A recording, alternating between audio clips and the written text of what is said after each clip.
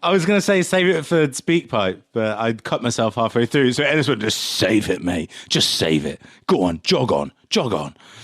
Put a cork in it. Put that Pinot down and grab that Tremlitz bitter now. Let's not put that in. Sorry, don't put that in. That was a terrible decision.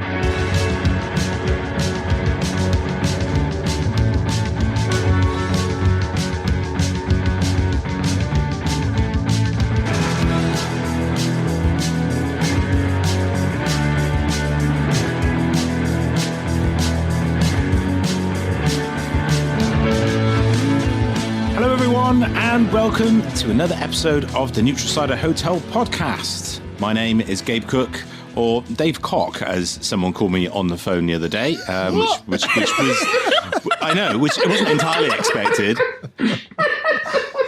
I have been called worse, let's be fair. He did apologise profusely. Gabe, give us a bit of room to breathe. Usually you say, but first. You can't just open with that. All right, now you can go. Go on, go on. Well, so, as I was saying, Gabe Cook, definitely not Dave Cock. This is the Neutral Cider Hotel. Welcome, everybody. We've got, we're going to have a lot of laughs, as you can tell. Coming up a little bit later on the show, we'll be speaking with Matthew Curtis from Pellicle magazine. We very, very entertainingly had Johnny Hamilton, his magazine co-founder, a few weeks back. So it's great to have Matt on as well. And we will be sampling Pilton Cider's Fox Dog Cat, which has been blended with the fair hand of Neutral Cider Hotel's very own Mr. Martin David Goodwin Sharman. Very excited to be trying that. I have not tried that yet. Oh. And we will also be getting our game on. That's right. Producer Scott has managed to scrabble around in the cupboard and pull a little game together. But first... Oh, here we go. Well, I wanted to give thanks, really. We discussed a few weeks ago about the issue that I've been having with ciderology in the USA, in terms of the fact that there seems to be a delayed ding. There we go. Better late than never. And in terms of there being challenges of there being a lack of demand, and my book just no longer being economically viable, apparently on the other side of the pond, and I've had some very consoling words, which has been appreciated. So thank you, and from my fellow co-hosts and producer Scott, thank you very much for your. Well, no, there weren't really kind words, were there? Really, let's be perfectly honest. Just very, very gentle, loving mockery, and that's exactly what I needed. But out of all of these bad situations, a exceedingly random silver lining will emerge in the form of an email I got just the other week from a gentleman from who's a really key member of the slow food movement of a European nation, to say that he wished to create an edition of Ciderology by Gabe Cook, specifically for his nation. Ladies and gentlemen, that's right, my dear friends in Italia. Very soon you will be able to purchase Il Mondo del Sidro. That's beautiful. Right. That is right. A fully Italian version, Italian language, fully translated, with a whole new chapter all about the amazing burgeoning cider scene that there is in Italy. I do wonder why they didn't call it, Ciderologia, possibly, but, I want to suck your blood. Ciderologia. Why is it sound like a Halloween figure? What was that? That's my Italian accent. Ciderologia. The publisher goes, Gabe, we need to pull this back. I haven't actually got official confirmation from the publisher whether I should be announcing this, but I'm going to roll with it anyway. Come on, people. So, for all of the fans in Italy, hi. And please do purchase Il Mondo del Sidro. Coming. You're not going to say that very often, I have a feeling. That might be the last time. So as one door closes, another one opens, and that's that's what's happened to me this week. That's literally been the major highlight. So there we go. Done. I'm just going to be rolling in the Benjamins from now on, or rolling in the lira. Oh no, they don't have lira anymore. It's not 1999. That's right. Congratulations, Gabe. Thank you very much. So that was my week. How are you guys doing? Good. I just wanted to jump in, like, for this. Usually we have questions at the end, but it's kind of important to my story. But we were asked on Twitter by Wilding. So he said, thanks for the mention / confusion with Wilding cider. Why do you think... Hang on, you said Wilding. Oh, fucking son of a bit. Oh, I'll see. The both of you guys.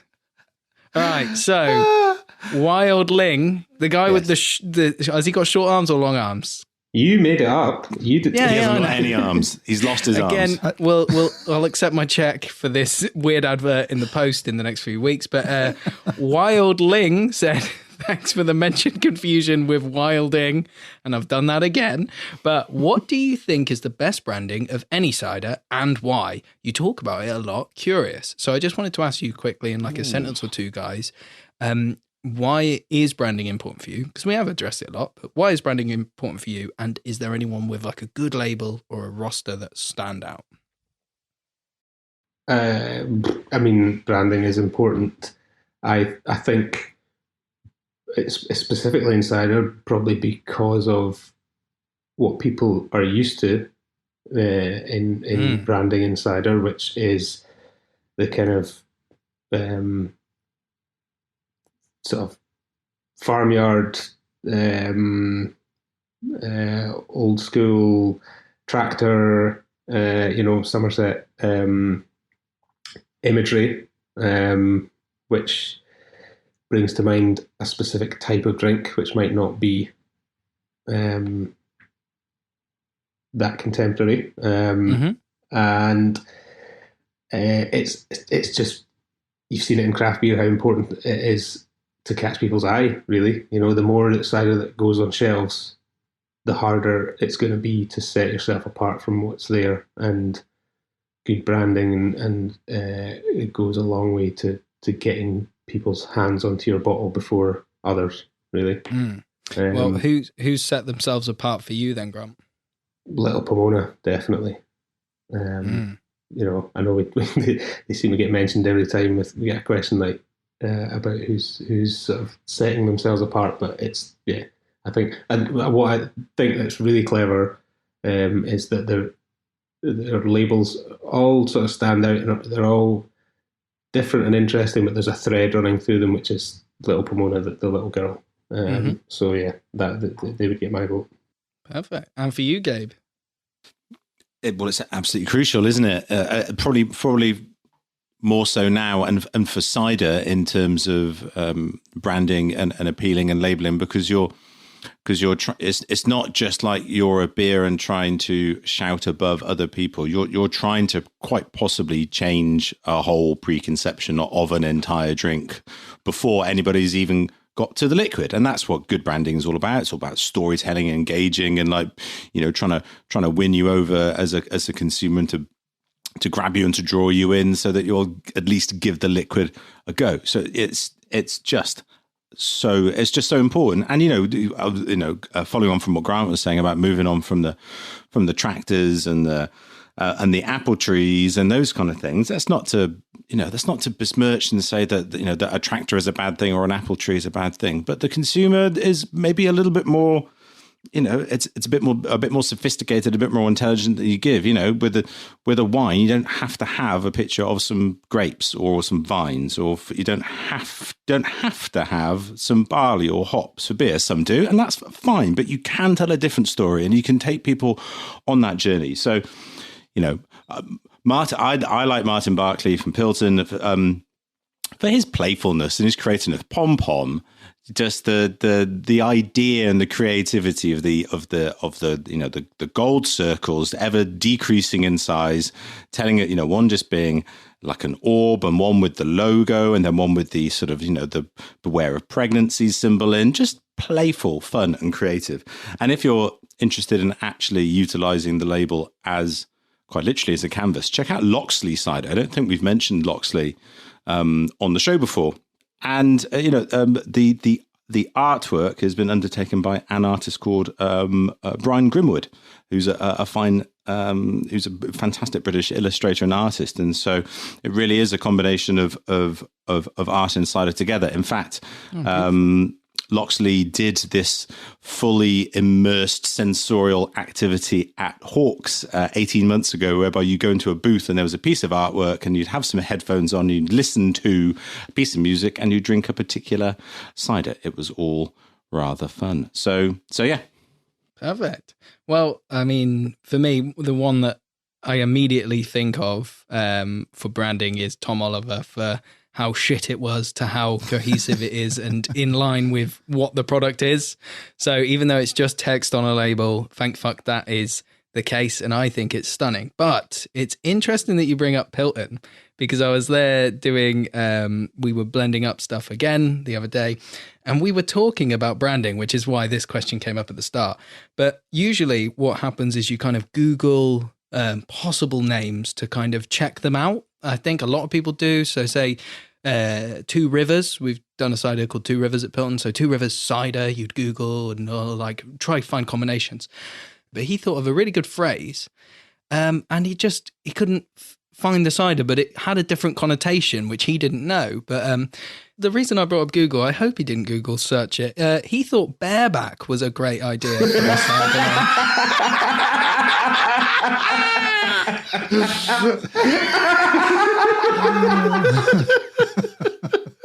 I'm going to go check that on Google, see if there's any bareback.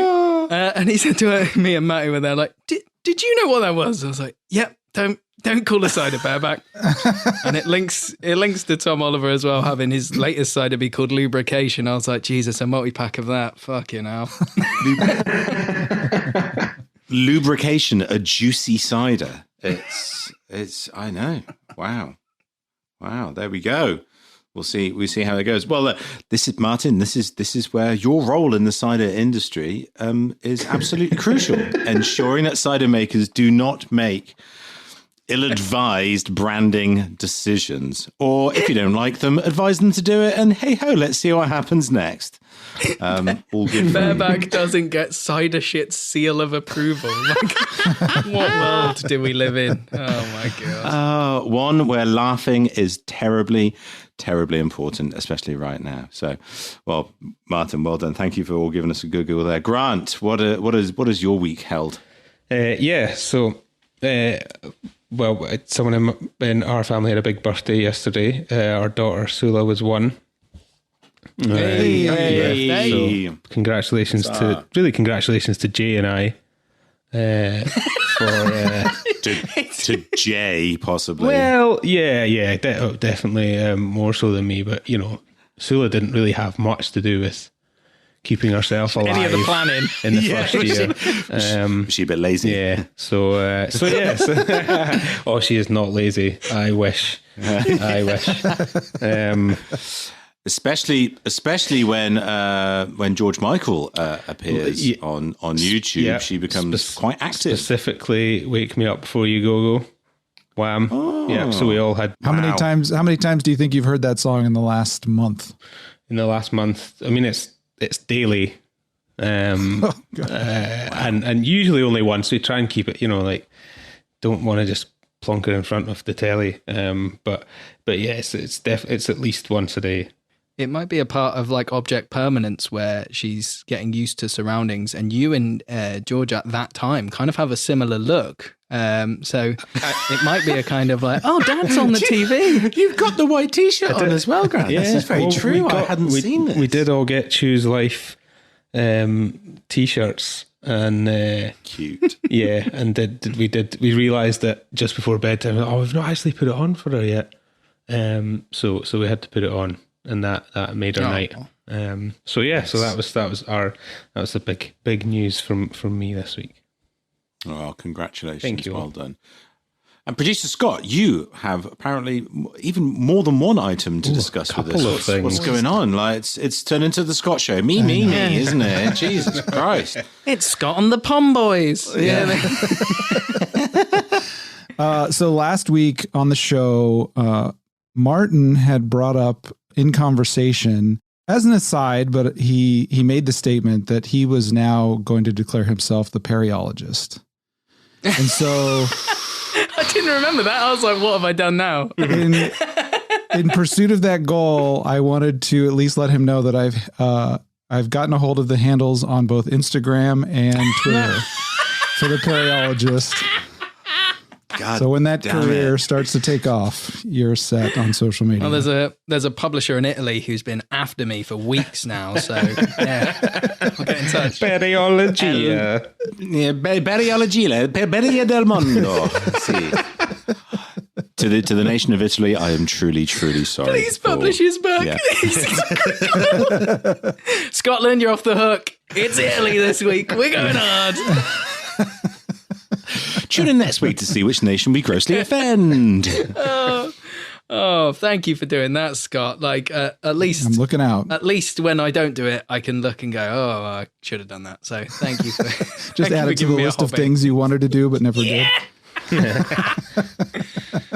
Oh, God. And then the other thing is, this is a show announcement. We now have voicemail for our listeners. Whoa. So, my G. So I've set it up. It doesn't even require a phone. You can just do it on your laptop or computer. We'll put the link in our show notes, but it is speakpipe.com/neutral cider hotel. And you can leave up to a 90-second message for us. So if anyone wants to call in and leave a message for us. Wow. We are opening up Pandora's Perry box right here. This is going to be Pandora's pipe. What's what's being tamped into it? Goodness also, me! How much time is Martin going to spend on that website putting on voices? Hi, it's Tom from Wildling here. Wildling. He doesn't even know the name of his company. I can't hold the phone because my hands are too small. I can't remember. You know your brand of comedy is good when you don't even have to make the jokes. You're making the jokes from me to you, and you're laughing. So I'm set. Sorry, Tom from Wilding, but we'll sort it out. It's Wildling, isn't it? It's Wildling. You know what? Move on. Yeah. Wow. SpeakPipe, everybody. Please do leave your messages. We are going to have a lot of fun with that, I suspect. That's really great. Well, there we go. Let's see, everybody. Tough times, but we haven't lost our sense of humor, or at least a sense of the ridiculous. But that is our inane rambles for this week. Now it's time to clip on our press credentials, get into the fray, and see what's happening in the news.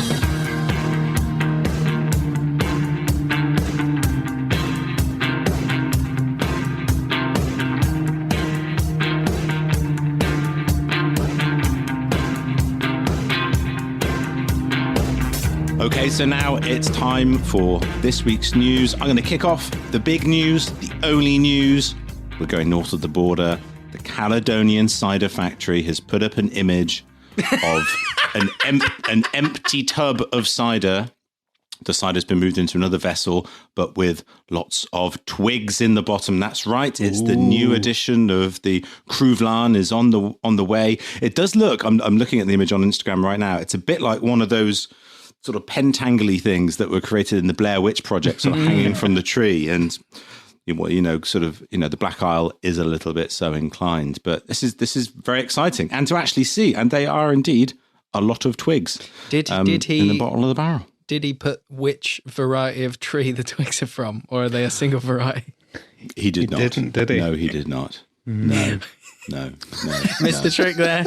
No, I want all the details, but just very, that was one of the best ciders I tried, certainly in 2020, the previous vintage. So very exciting. He says out in April or May. Looking forward to getting my hands on that. So there we go. So that was that's quite significant with our dear friend Ryan north of the border up in Scotland, up on the Black Isle. We've also going on the other side of the world, we have there was an article in foodnavigatorasia.com, as it happened, regarding a Japanese cider producer called Van V, the proprietors of which I had the opportunity to meet a few years ago whilst gallivanting across Japan. And they're doing a big push. They're a winemaker too, but they're really advocating the opportunity that cider can provide for wine drinkers in being a slightly lower alcohol. Alcohol. I've gone a little bit Swedish. Would you like the alcohol? Alcohol. Is my cider cold or fizzy with the alcohol? Oh dear. Save it. So, yeah. Right. So the. Did you just say save it? Like, fuck it. Save it for the interview. I was going to say save it for SpeakPipe, but I cut myself halfway through. So anyway, just save it, mate. Just save it. Go on, jog on. Bottle it up, Martin. Don't you make a fucking joke. Put a cork in it. Oh dear. Apologies, Martin. That was very rude of me. Don't save it. Just spread the love. So the opportunity for Japanese cider, predominantly within that own market, because it is kind of tiny over there, but growing. And there are advocates. Good old Lee Ree from Insider Japan. He's doing a really big drive to ensure that Japanese cider is known on the international stage and is helping ciders being imported into Japan too. Big shout out to the Full Monty as well, which is a great cider pub in Yokohama as well, stocking a fantastic range of ciders. I think they've just got a load of Ross and wine there. Amazing to think that that's traveling all around the world. So yeah, exciting to see cider's growth and its enthusiasm all over the world. Hey. All right, that's it for the news. That's going to do it this week. Coming up, our chat and tasting session with Matt Curtis from Pellicle magazine.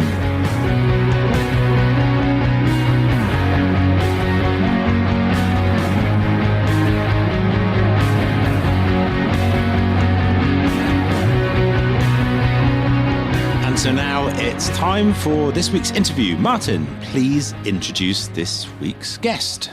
So, our guest today is an award-winning freelance writer and photographer who made his name with the wonderfully personal exploration of beer at totalales.co.uk. He was the UK editor of the legendary Good Beer Hunting and is currently the co-founder and editor-in-chief of the wonderful Pellicle magazine. Checking into the hotel, it's Matthew Curtis. Hey. How you doing, Matt? I'm grand, thank you. Up here in Manchester, it was a bit warmer today. I went out and bought a coffee for myself. That's something I've been doing recently to feel normal, to feel human. Can I have a coffee, please? Really? Just one coffee? Is that you don't need supplies? No, I just want a flat white and I'm going to drink it while I'm walking down a quiet street. So I feel like I exist in some sort of real world. And it works for like 10 minutes. I'm still not connected to the outside world in that level of like just returning to normalcy. And in fact, I think I'm a bit overly anxious maybe, but definitely anxious with the news that we're going to be opening up soon. Like my immediate thought was like, I don't want to go back to normal. And I was like, oh, that's it intrigued me. I thought I'd be surprised, but I'm looking forward to comforts like just getting a coffee, popping in for a beer, but I'm eager to open my fucking bottle. Yeah. There we go. Very well done. There you go. Brant, do you have your bucket? I don't. This is not going to go well, is it? Hang on, no. This is my cider. This is This is fucking stable, mate. I dropped it though. That is the. Oh no! Come on, ready? Yes. Well done, Martin. Thank you. Yeah, mate. This is my very first taste of Foxdog Cat. Bravo to you and who's the other guy? Martin. The other Martin. The inferior Martin with an I rather than a Y. Okay. I've written down not three words. They're more than 3 words. Foxdog orange cat. zest. Foxdog cat. Orange zest, nutmeg, chewing tobacco. Well, that's actually what we put in there. Yeah. So it's, I thought it was a one of them flavored ciders. There's no subtlety in this. No. This one came about. We were doing a blend for another cider, Two Rivers, which was a small 330ml, like nice table cider, 6% kind of thing, really clean. And we were talking about different varieties of apple and everything, and like what could be a good kind of single variety.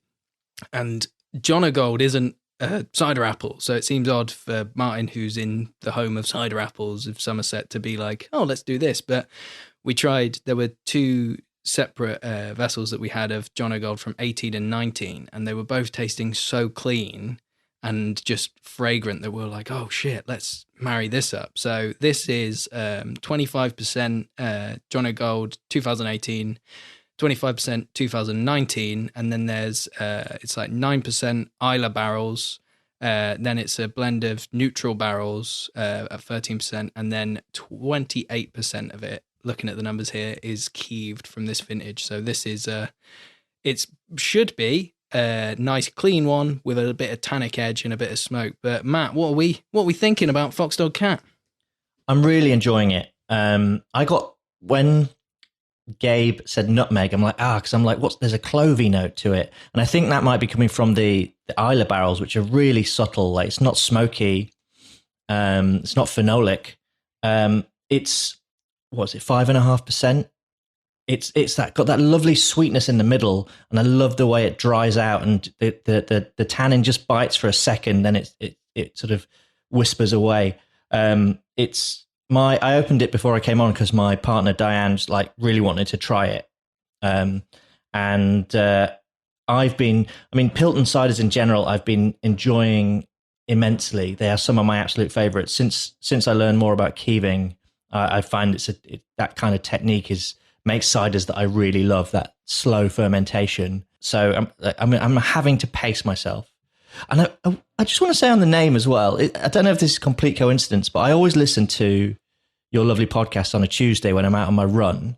And there was you asked a question to Colleen at Duck Chicken about merging three animals, and she said fox, dog, cat. And I got this in the post. I'm like, hang on. What's going on? No sense of it. She had no idea. And I mean, you can hear it. That's the edited bit. There's about 20 minutes where we're like, Fox, there is a cider called that. And she's like, no. I know. Completely thought we were taking the piss. We're like, no.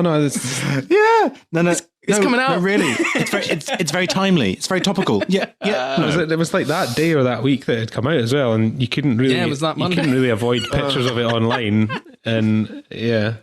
We've all been listening, obviously, to the Pellicle podcast and paying particular attention to the episode that you undertook about cider, because caused a stir.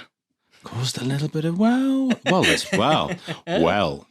let's find out, did it? And it was, this review on an article that you wrote. Was it October 16? Yes, I think for Good Beer Hunting. No, it was for Total Ales. It was self-published piece. Yeah. So the podcast I did, the most recent episode of the Pellicle podcast, which is completely my own project, that Johnny, who's been on the show before, you've heard, lovely Johnny. He's the nice one, and I'm the nasty one. Hello, Johnny. That's not true. No, it's really true. Nasty Nick. It's ask anyone who's been edited. And in fact, Dave, I thought you had a surprisingly gentle touch, actually, Matthew. Oh, thank you. I was expecting something much more severe. So I think you do yourself a disservice. Yeah. No verbs, just like really abstract.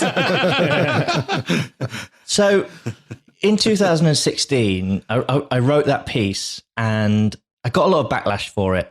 And because I'd never written about cider before, and I could have done quite an innocent profile of James at Later Peak, which is what the article was meant to be about, but I got stuck in, and it kind of triggered my cider journey.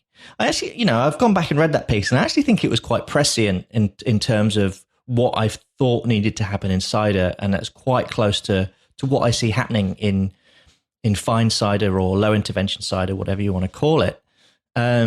But I've wanted to revisit it for a while, and I thought the podcast was a really great format. I really enjoy the sound of my own voice, for starters. Welcome to the club. And the difference between that article and this episode was that I now know a lot of people in cider, and I've visited cider makers and orchards, I have a much deeper understanding of the process. I know my varieties and my bittersweets and bitter sharps and sweets and sharps. I've met people like Gabe and had good in-depth discussions.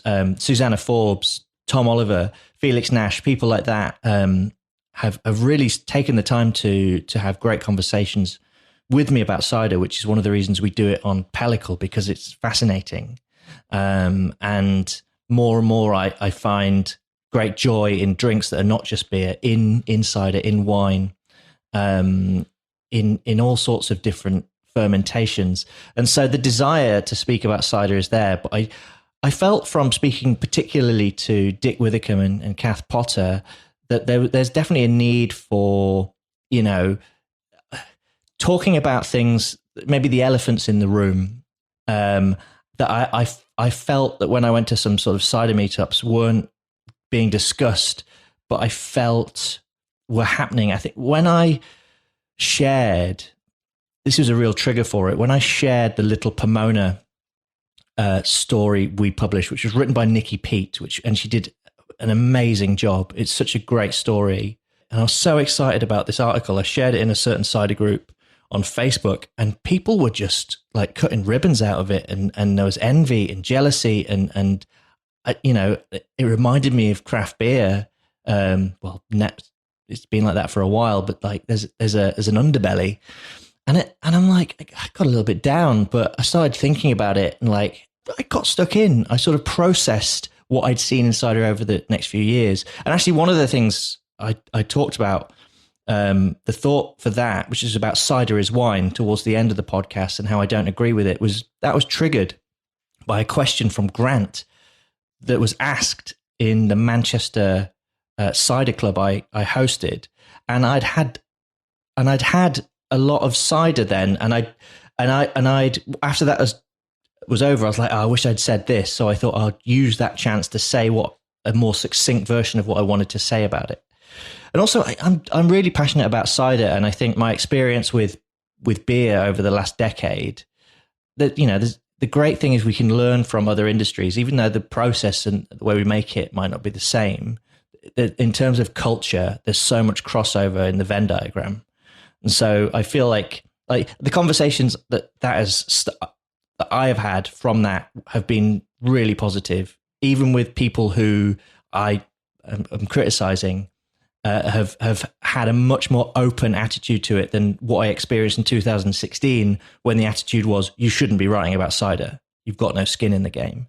It's we've had conversations, whilst recording and whilst not recording here on the Neutral Cider Hotel about the different movements and the different voices and the different interpretations of cider, and with all sorts of differing kind of outcomes, because cider is in this amazing, exciting, convoluted, challenging, confusing kind of space.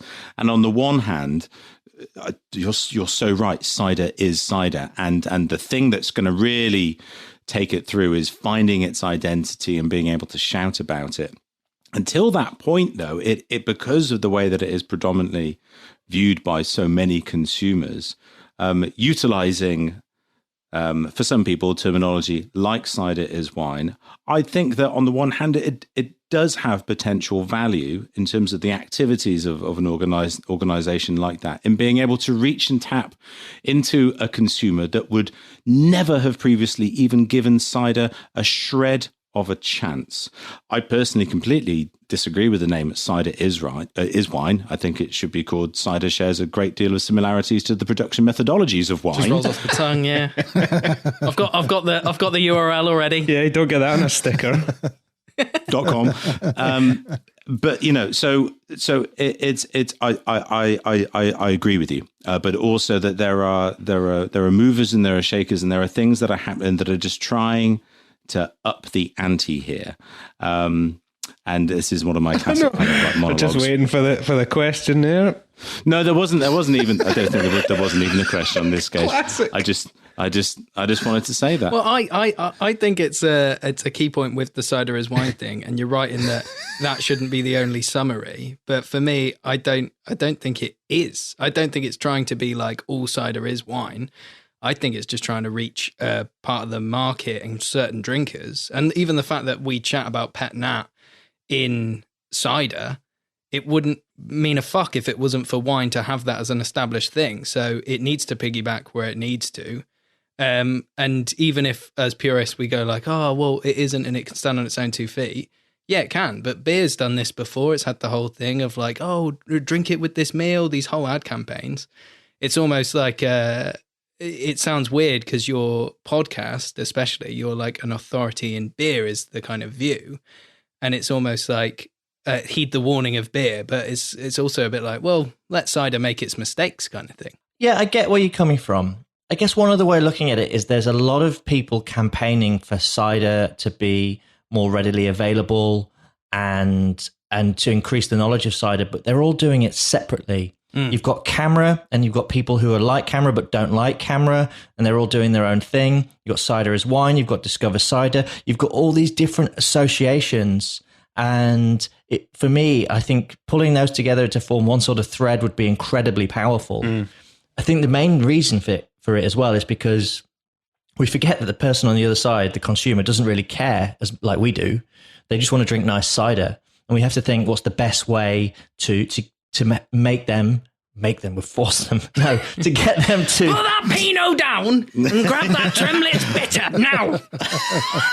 Oh, that sounds just like one of the Facebook groups I'm on. In my head, I sounded a bit like Pete Brown. I just sound really... He did sound quite like him. I think it's important to remember that, like, something new and exciting can be intimidating, and, you know, we want it to be joyful. I guess the advantage is of being this relative outsider is I get to put my own spin on it. I mean, this is why we've got Pellicle, and we've deliberately been doing profiles of producers. Like that has been our editorial plan, because we're like, who are these people? We must get them out there. They must be known because they're doing incredible things.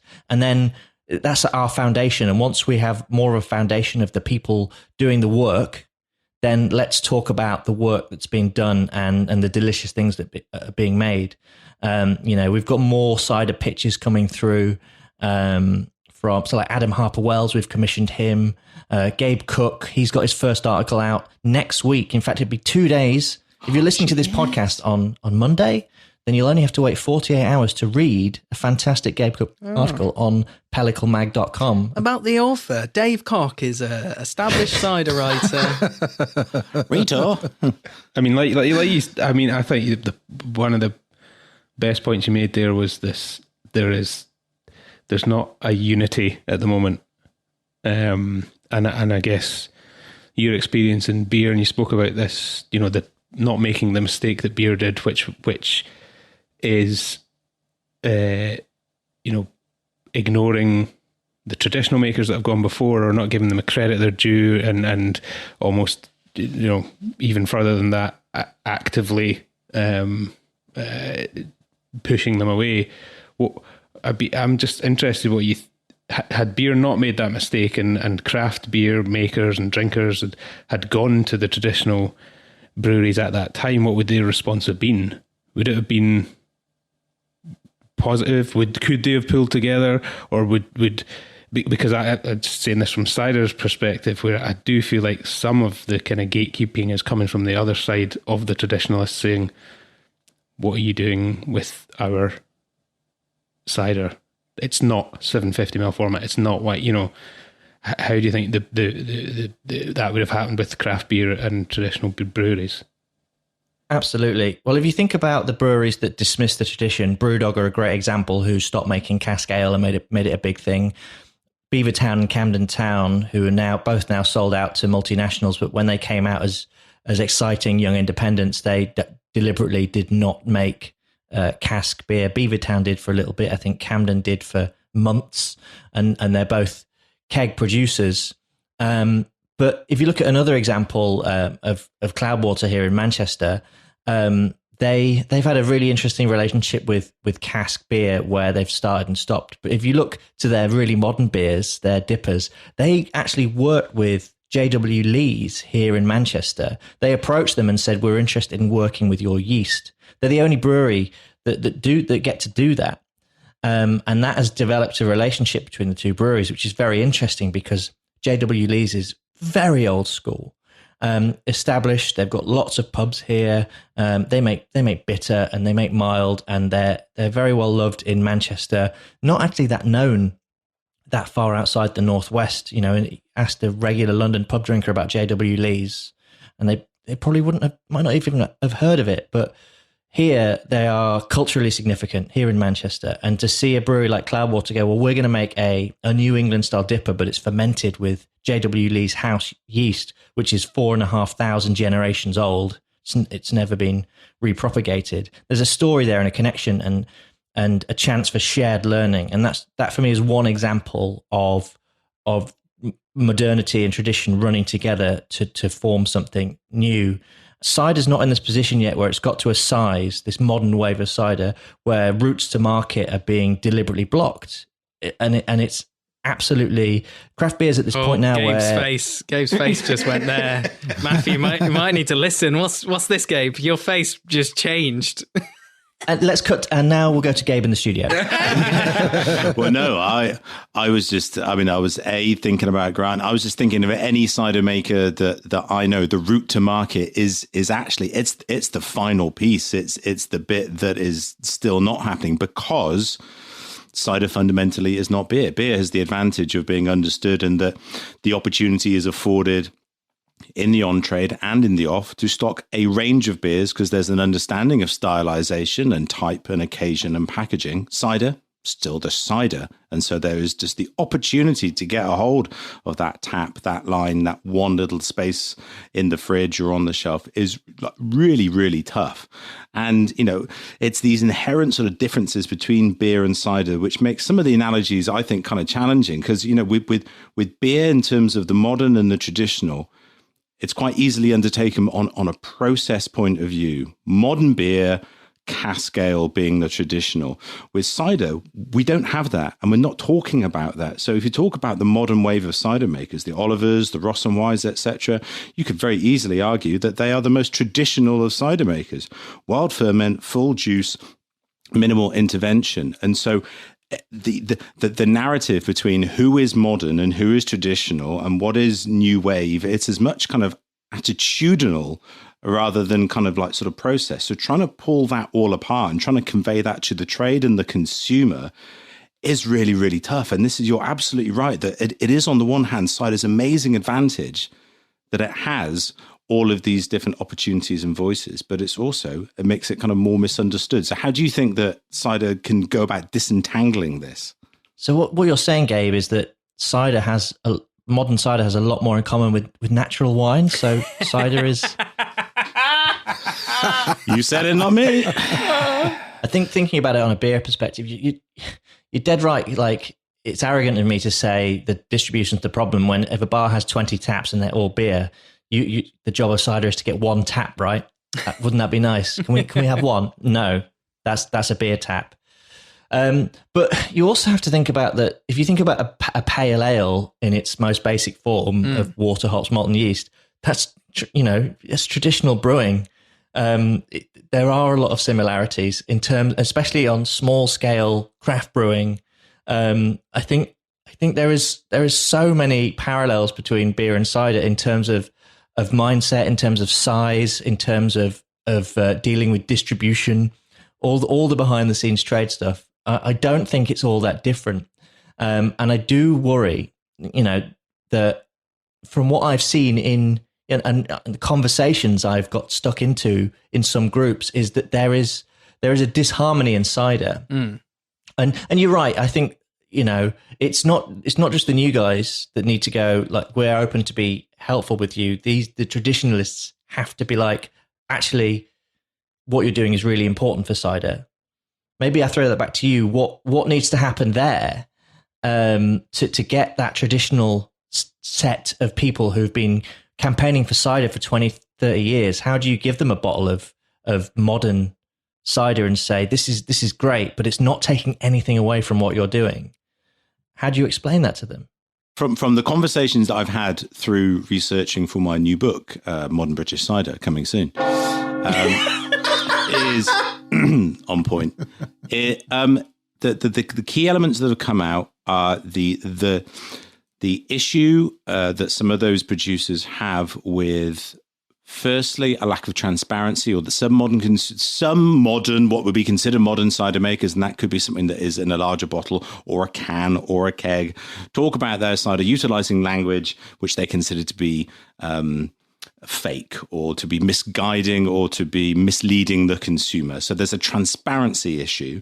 And there's also something around a price perception. The fact that a cider maker could sell a bottle of cider in a 750ml for 10, 12 or kind of £15 and be maybe quite phenolic, or maybe have hints of acetic acid in kind of balance, or maybe, I haven't tried one yet, but a bigger bottle that is just downright kind of rank and out there and not good. Why are you pointing to Fox like, Dog Cat, Gabe?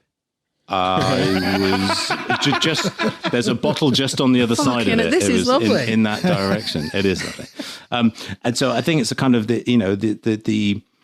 how has this kind of earned the opportunity to get that price, which is partly down to, maybe the fact that I think genuinely some cider makers want cider to be cheap, to be cheaper, to be an everyman kind of drink. And I kind of get that. And that doesn't mean that every cider has to be £10 kind of plus. So I think it's about, as you said, it's about engaging. It's about sort of introducing transparency. It's about trying to say what's happening and why, and trying to bring along for the journey. No, the quality thing is really interesting because it's happening in all, this is probably maybe where cider can learn from beer, but beer can learn from cider in the way we talk about, it's all about education and quality. Where it's happening for me is I started to see this phrase compound drinking, and I just did an article about Gen Z. I don't know if you have many American listeners, but what I'm finding is, my friend Katie Mather and her husband Tom have opened a bar called Corto in Clitheroe, not far from here, and they're going to be selling beer, wine, and cider, and they're going to be doing bottle pours. But they're just one example of a growing wave of little bars. I mentioned reasons to be cheerful near here, and there's one called Station Hop near me. There's the Petersgate Tap, places like the Marble Arch and the Crown and Kettle, where there's great beer there, but we've got amazing cider. A lot of these places have got amazing wine, some really interesting spirits, and it's where it happens when you sat in a place like this and one of the owners just comes out with a bottle and says, we're just pouring this for people to try tonight. And it's maybe one sip away from, we'll get a bottle of that. Well, for me, the most interesting and fun and exciting part about the fact that you've done a podcast and we're doing a podcast is the fact that these lines of communications, these conversations, they are happening. If you hark back to what the world of cider communication was like in October 2016 when you wrote that original article, Matt, I was still in full-time employment, not as the ciderologist. It was just a pretty quiet kind of space. So it gives me so much pleasure and excitement and hope that there are so many exciting things to come for cider, that in the last 4 and a bit years, so much has happened. What's going to happen in the next kind of 4.5 years? It's a really exciting space, I think. I think you're really right, Gabe. There's like thinking back to 2016, there was no one to pitch a cider story like that to. And now, we've got Pellicle, but you've got Birim Collective, you've got Full Juice, you've got Graftwood, you've got Cider Voice, you've got yourselves. I'm passionate about drinks media and good drinks media. And I think it's really exciting to see all these independent voices. Because, if you're making a cacophony, someone's going to hear it and hopefully someone will listen. It leads us to the year that's here, 2021. Any good things that you've got coming with Pellicle or any other sort of variant thereof? Well, I'm writing a book. What's it called? It's called Modern British Beer. Oh, you get a shared dong. You are a truly lucky man, and it is duly deserved. I feel honoured, thank you. So I'm writing a book for Camera Publishing called Modern British Beer, which is kind of like Thank you. My interpretation of how beer has changed since the turn of the century and why it's really important and why it's really good. And it's basically a collection of short essays about different beers and their influence and why they're delicious and why beer is so exciting.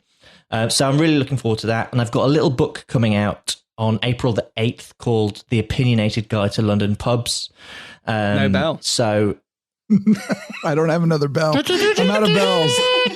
It's a little guidebook. So that's coming out. Pellicle has got just plans to continue as we are doing. We're commissioning more cider articles, and the interest, our cider audience is growing, and we're just dead excited. We're going to get to our second birthday in May and still have money in the bank.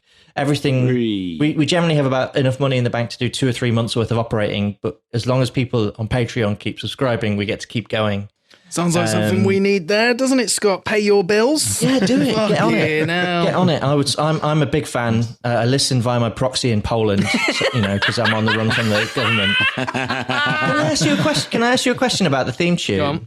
Is it inspired by "Love Is a Battlefield" by Pat Benatar? Because whenever I listen to it, I'm like, "We are young." Is that true?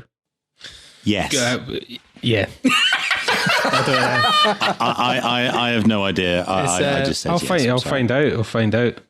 It sounds. The hook reminds me of "Love Is a Battlefield." I mean, that's high praise, isn't it? Yeah. Well, let's give credit where credit is due. It was Billy from Frightened Rabbit who made all the music for the show. So yeah, we'll I thought Grant was going to go into it, and he just went, "Yeah, fuck it." Yeah. I'm done. I don't know. I didn't write it. So. I enjoy the music. I enjoy the interludes. Well, we enjoy the guests. That's the fun bit. Drinking. We do. Yeah, wait a second, Thanks Matthew. so Do you much. enjoy the interludes more than the actual content? He just skips to the music. You riled him now. I genuinely, I listen to a lot of podcasts and I tune in every week. I think it's brilliant. So keep it up. Thanks, I can't wait to see who you get on next. And It's a big one. It's a good one. You've had both pellicles now, though. So thank you for having us downhill both. from here. That's it. Well, Matt, thank you so much for joining us. For anybody who wants to learn more and maybe even give you some money, where are all the various places that they need to head to? You can find Pellicle at www.pelliclemag.com or on Twitter at pelliclemag, and everything else you'll find from there pretty easily. But you can click the words, wherever you see the word cider on the site, you can click that and it will show you all our cider articles. There's some amazing stuff. There's also beer, wine, food. We're in a position where we're able to, thanks to our Patreon supporters, we're able to commission some longer articles and more in-depth articles. And so we're just going to keep going till we run out of money. That's the plan. That is the plan with Pellicle, and publish as many articles as we can and pay as many freelancers as we can to make them. And you can find us on Patreon at patreon.com/pelliclemag, and you can subscribe from £1 a month. And we really appreciate your support. All the money goes towards supporting our contributors, our photographers, writers, and illustrators. And I also have my own podcast, the Pellicle Podcast, where it's just me talking for about an hour. Tune in, Ash, if that didn't sell it to you. tune in, question mark. Tune in? Yeah. Tune in. Yeah. Ever thought about a job in sales? I like the way Buy it. people listening to this podcast going, I don't actually like podcasts anymore, so no, Yeah. fuck it. Yeah, dude, thanks for drinking Fox Dog Yeah, Cat. thanks, man. I made it whip pill. Cider's wonderful. Thank you for sending me a No, bottle. dude, I'm glad to actually, I know I'm worried about the fucking opening, but I'm glad that we have this outlet to actually drink and chat the shit with people that are in the booze industry. So thanks for joining us. Absolutely. Amazing. Thank you, guys. Cheers, Matt. Cheers. Thank you.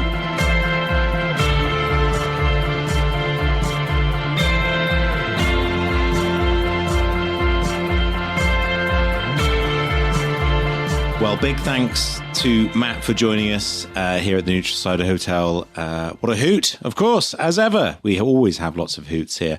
And big props also to a fantastic cider, Fox Dog Cat from Pilton. Well done, Martin, and well done, Martin. And if you want to find out more and buy it, make sure you head to www.piltoncider.com. But now it's time for our last segment of the show. And this week we are getting ready to rumble in a new game that producer Scott has put together. Producer Scott, what are we doing? And how have you rigged it so that Grant will obviously lose?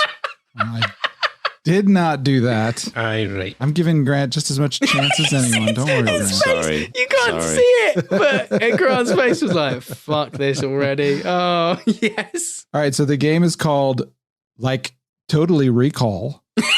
like totally recall. Oh my God. And the premise here is I have gone back through several episodes, going back as far as episode 10, which wasn't included in our best of. Ooh. And I've listened for moments where you guys have said somewhat random things. I am going to play you the lead up to that random thing, and then I'm going to ask you to guess the thing you said right after that lead up. Oh, jeez. This is something you said. You should be able to get Sorry, this. you guys don't listen to all the podcasts. We all say a lot of shit, let's be fair. Come on. And fairly random and spurious. So. Yeah, I wasn't expecting this game to involve us having listened back to the podcasts because I'm at a slight disadvantage when it comes to that.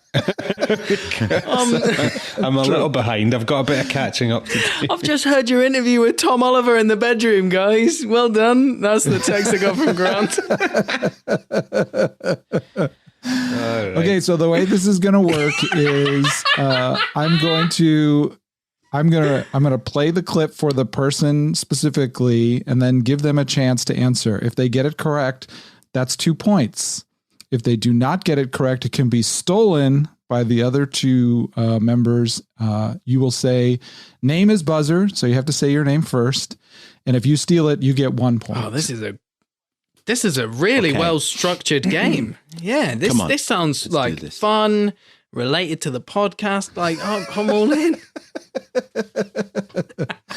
All right, so the first question goes to Gabe. Bring it. We're going back to episode 10. This is our Christmas episode, Gabe. Ho Ho Hotel. That's right. The Neutral Cider Ho Ho Hotel. It was featuring Martin Berkeley from Pilton. And I will play for you what you said, and then I will ask you to finish the statement. Yeah, I am, and I hate to be a Krampus, but you missed the perfect fucking opportunity to say the Ho Ho Hotel. So, I heard you. I thought you were going to say it, and I was like, "Oh, he's missed it." And then you went, "Sienna." hey, Sienna. An entirely legitimate ragging on my missing out of a classic kind of pun, and maybe I'm only programmed for cider pun. Well, maybe I'm all about the cider pun rather than about the festive pun. Maybe I've missed out there. I'm very pun specific, so my apologies. Okay, Gabe. Now you said something right after that. After you apologized, what did you say? And you don't have to say exact. You got to get close. Oh. Did I say always look on the bright side of life? Oh, I thought that I would have gone in with like the obvious cider pun. If I'd said I'm into the cider puns, that's the cider pun. Up for a steal. Name is buzzer. Oh no. Whose name is flatulence? Yeah.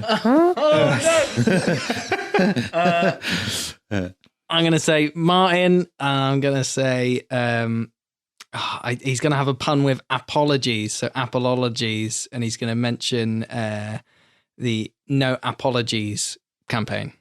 It was a good go. Grant, do you just want to take a guess? Something about the apple of my eye. 3 buzzers. We're doing well here, lads. Here's the correct answer. What was the pun? I will self-flagellate myself terribly. Right, okay. Martin, Can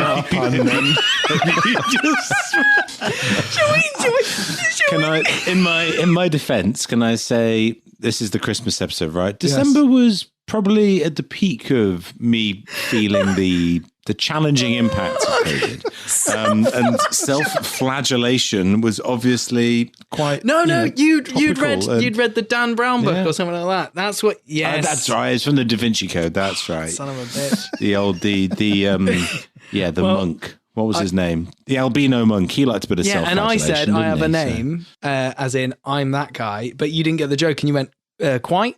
And then you moved on. I was like, no, I made it funny. Address it. Well, there we go. Self-flagellation. Scott, you came out of the gate with that one like that. That's a great one. That's the tone for the whole game, because we're here going, what cider puns are Like I said, it took me all day yesterday to pull this together. But here we go. Martin is up next. Here's your question. And it seems that, being written in the 9th century, that there was a fully functioning cider industry, orchards, apples being grown for kind of making cider. So, and that really does, that sort of intent predates anything that was happening in Britain or France, it would seem. So, go Spain. Cheers for bringing culture to the drink, guys. Good work. Thank you. That was to the Spanish, not to us. Right. Sorry. That is obviously from our episode 15, a little bit brutal with Spanish cider and Trabanco that you were drinking. What did you say after that moment, Martin? God. I was like, literally, like, what's the context here? That's why I played a lot, because I was trying to give you as much context as possible, but I know it's not always helpful. Thanks for giving us culture. I think I'm going to say something about, I'm going to sarcastically say something positive about Brexit and say that we're going to distance ourselves and we've cut our nose to spite our face kind of thing. Oh, you fuck. Anyone want to steal? Grant. Ooh. I'm not going to be able to say exactly what he said, but did he say something offensive about Scotland? No, he's pretty polite about Scotland. Yeah, you're playing the margins game. That was it. Hey, do you want to take a crack? I don't know. Did he make some joke about the fact that you just poured your cider all over the floor? Oh, come on. Damn it! Here's the answer, and a very memorable moment, I would say. Got my £1 million jacket on. Cheers for bringing the culture mine. That's right, mate. Big, massive £1 million jacket on. Oh, dear. Was that a standout moment? The £1 million jacket? What £1 million jacket? You guys talked about that for 2 episodes. The £1 million jacket. I'd have no recollection of that. You said that, I think, 4 times in the episode, by the way. Scott, I think I'm pissed half the time. You're like, this guy's got his signature, and I'm like, my brain's so slow I can't think of the next joke, so I just say the bonus question you guys can all get. Okay. So this will help if we can get there. But Grant, this is your time to shine. Ready. This is from, which episode was this? Oh, this is from our tomato knives and badminton nets episode. So here we go. We were chopping up an old badminton net from the summer. You are so fucking posh. on. Fuck off. So hold on. Right. You were cutting a badminton net with a tomato knife. Well, fuck off. Well, I haven't got a badminton knife. Who are you? On a tomato net. Yeah. What the fuck? Honestly, I've never heard anything like that in my life. Well, all right, Grant, what did you say right after that? Did I say something about people struggling to feed themselves? Oh. and you're cutting up. Yes, you're cutting badminton nets with tomato knives. I still stand by that. 100. It's still one of the most outrageous things Scott, I've can you ever give heard. him another positive ding for like actually being right about it as well? Yes. I think it's a strong point that we need to. There are badminton nets across this country that are not getting cut right now. Give Do him not a buzz, Scott. discriminate Give him a against buzz. them. Uncut. Here's the official answer. People, It is the truth. people are struggling to feed themselves, Gabe, and you're cutting badminton nets with tomato knives. I am It's a new year. sickened. It's a new year. It's a new me. I'm cutting my badminton net with a tomato knife. Oh, man. All right. What's that day? So we have a game Well done. here. Oh my God. Nicely done. So Grant has 2 points. Martin and Gabe have 0 points. Cool. Now, this last question is a multi-parter. Oh, jeez. It's All right. going I'm back ready. to the Simon I'm episode. limber. All I'm right. pretty drunk then. So that one is that is episode 14 called Honk for Salvation, featuring Simon Neal from Biffy Clyro. Hi, Simon. Because he's obviously listening still. He says, "That's me. That's me, That's me. He said Remember something. me? honey. I've just been mentioned in the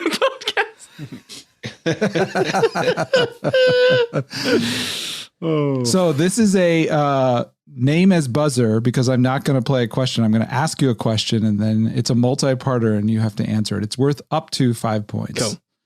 Cool. So during the interview with Simon, he mentioned the first album he purchased. What I'm looking for is the name of the artists on the song, the album the song appears on, and the percussion instrument Martin, used. the percussion instrument was a Zippo. It was Sting. Oh, I can't remember the artist. It's something like Sting and lead singer of the fucking Rolling Stones or some shit like that. And it is on the Lethal Weapon soundtrack for Lethal Weapon 2. Oh, God. Good memory. Well, you're part right and part wrong. That's fine. So I'm fine with that. gonna- I'm fine with that. Okay, I'll take any point. You get the correct for Zippo. what was it? Zippo lighter The for the Zippo. instrument. Zippo lighter is correct. And Zippo Sting lighter. is one of the artists. It the isn't on song. Lethal Weapon. The soundtrack for Lethal I'm Weapon. not telling you. I got to wait to see if they want to answer. Is it? Well, I'm just, Gabe. I mean, if I win this, then it's not going to be worthy. Well, would it be The Police and would it be Lethal Weapon 3? Gabe gets a point for Lethal Weapon 3, yeah. but it is not the police. So there is still a point to be had. For the other artist. Yes. Lethal Weapon 3, Sting,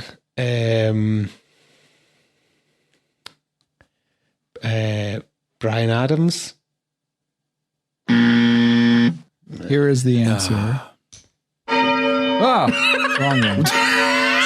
Les Aigres de les Bonbons. Here's the answer. Here's the answer. Well, believe it or not, it started with a cassette single of Sting and Eric Clapton. And it was a song from Lethal Weapon 3. It was like, I hate to say it. And the percussion track, like this, Grant, was a Zippo lighter. It was like, it's pure pomp. It's such rich rock and roll guys. Like, let's mic up the fucking Zippo and we'll make a killer percussion track. Does that make the scores 2-2-2? Is that It does, and I don't have another question. Well, it's 2-1-2. It's 2-1-2. I only got 1 point. I got 1 Oh, point. I didn't anticipate. Because Anyone want to take a guess at the name of the song? I'll just give you the win if you can get the name of the song. Jezebels of Desire. Nope. Staring into the wind. I think I know Oh, because I listened to the episode the other day, and now we know. I can. All right. Yeah. No, I need a drink first. Come on, man. You got this. You got this. You can do it. Bareback. Oh my, no, it is, It's Probably Me is the name of the song. He didn't say it. You would have had to look it up. There's no way. What a great name. All right, so I have failed as a gamer because I did not come up with enough questions. I did not anticipate this. So there's a tie between Martin and Grant. I'm happy with not being Gabe. I think Grant can speak to that as well. That was a fun game, Scott. I enjoyed that. Thanks for... Yeah, no, Scott, that game was good. Like, that was actually... That was good. I thought you were going to go for shit that was easy, and the fact that you went for, like, such weird links. I was actually worried it was too easy, and then I was like, maybe it's not. I don't know. I don't remember that jacket at all.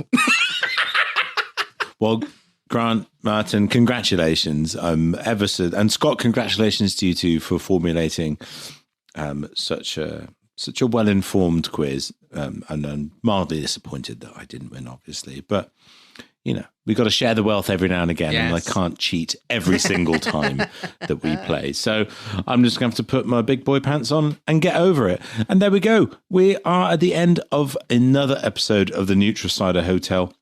Thanks to Matt Curtis and Pellicle Magazine for joining us. And, you know, if you want to find out more about the amazing cider we tasted, once again, check out Foxdog Cat from PiltonCider.com.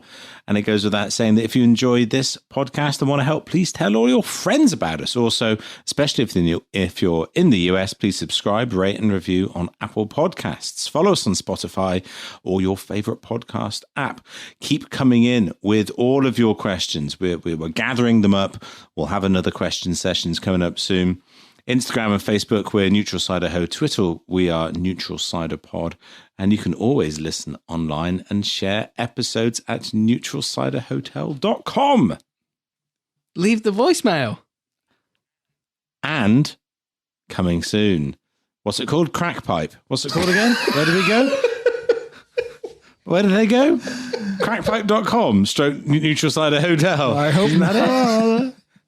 Speakpipe.com / Neutral Cider Hotel. Speakpipe. Someone's grand. What's it called? Crack. Don't Google crack pipe. Just leave a message.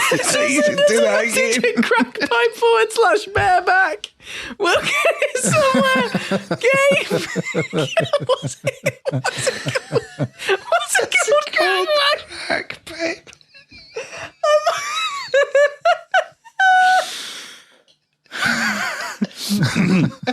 So speakpipe.com, leave us your messages, and we very much look forward to hearing what you have to relay to us. What are you doing to my life? Sound like a whale, Martin. Why? Crackpipe. Oh my god.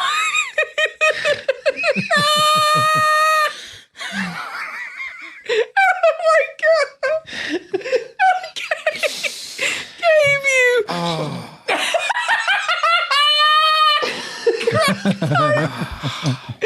I'm gonna set up this new voicemail social media service.